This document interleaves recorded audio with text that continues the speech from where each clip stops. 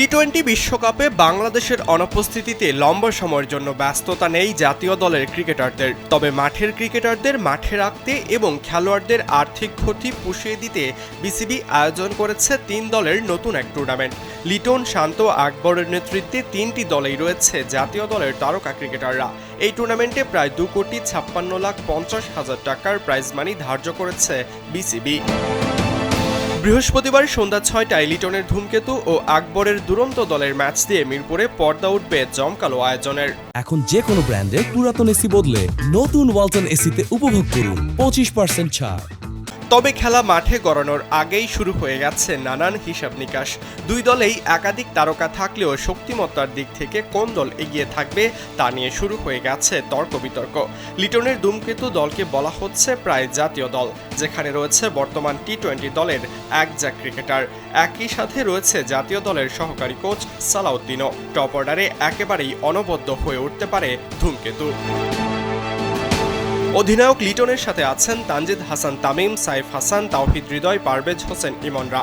যে কোনো একজন ক্লিক করতে পারলেই ম্যাচ জিততে পারে ধূমকেতু। ফিনিশিংয়ের দায়িত্বটা থাকবে শামীমের কাঁধে। দলে আছে রিশাদের মতো ওয়ার্ল্ড ক্লাস স্পিনার এবং শেখ মাহাদির মতো ম্যাচ উইনার অলরাউন্ডারও। তৃতীয় পছন্দের স্পিনার নাসুম আহমেদও থাকবেন সর্বদা প্রস্তুত। পেস বোলিং দুর্গটাও হার কাঁপানো লিটনের দলের। মোস্তাফিজ, তানজিম সাকিবের সাথে সদ্যই বিপিএল মাতানো শরীফুল আছেন লাইন আপে। চোটের কারণে তাসকিন আহমেদ বাদ পড়লেও দলে রয়েছে যথেষ্ট ভারসাম্য। অন্যদিকে আকবরের দুরন্ত দলে রয়েছে আগামীর তারকারা। হান্নান সরকারের ছায়াতলে তারুণ্য নির্ভর এই দল হয়ে উঠতে পারে তুরুপের ত্রাস। টপ অর্ডারে জিসান, জাওয়াদ, মাহফুজুল ইসলাম, রবিন, আরিফুলের সাথে থাকবেন সদ্যই যুব বিশ্বকাপ মাতানো আজিজুল হাকিম তামিম। লোয়ার অর্ডারে ব্যাট করবেন আকবর, মাহিদুল ইসলাম অঙ্কন ও এস.এম. মেহরব। অভিজ্ঞতার পাল্লা ভারী না হলেও এই দলের সামর্থ্য আছে ভালো কিছু করে দেখানোর। বোলিং লাইনেও কিছুটা ব্যাকফুটে থাকতে পারে আকবরের দল। নাহিদ রানা এবং রিপন মণ্ডল ছাড়া নেই তেমন কোনো বড় নাম। তবে আব্দুল গাফফার সাকলাইন, ইকবাল হোসেন ইমনরা হতে পারেন ডার্ক হর্স। একমাত্র স্বীকৃত স্পিনার হিসেবে আছেন রাকিবুল হাসান।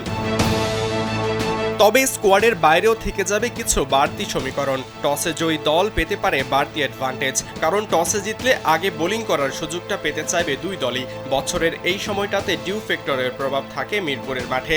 আগে বোলিং করলে প্রতিপক্ষকে কম রানে রুখে দিতে পারলে থাকবে ম্যাচ জয়ের সম্ভাবনাও। ছেলেরা যেন প্রতিটা দিন তাদের ইমপ্রুভমেন্টের দিকে খেয়াল রাখে। এজ এ কোচ আমার সেটাই দায়িত্ব। পারফরমেন্স দিন সেটা আসবে কি আসবে না সেটা পরে ব্যাপার, বাট তারা যেন খেলাটা এনজয় করে, তারা যেন একটু হলেও যেন এখান থেকেও কিছু শিখতে পারে, সেটা হলে বাংলাদেশ ক্রিকেটের জন্য লাভ।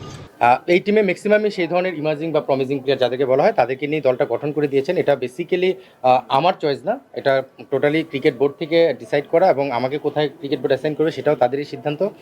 সো আমি আসলে সিনিয়রদের দিয়ে করতে চাই না বা করবো না, ব্যাপারটা তা না। আমাকে যেখানে অ্যাসাইন করবে সেখানে আমি কাজ করব, সেইভাবে আমি চিন্তা করি নিজেকে। তবে সব ছাপিয়ে মাঠের ক্রিকেটারদের মাঠে দেখা যাবে, সেটাই এখন সবচেয়ে বড় স্বস্তির খবর। সরাজয়ন, কালবেলা।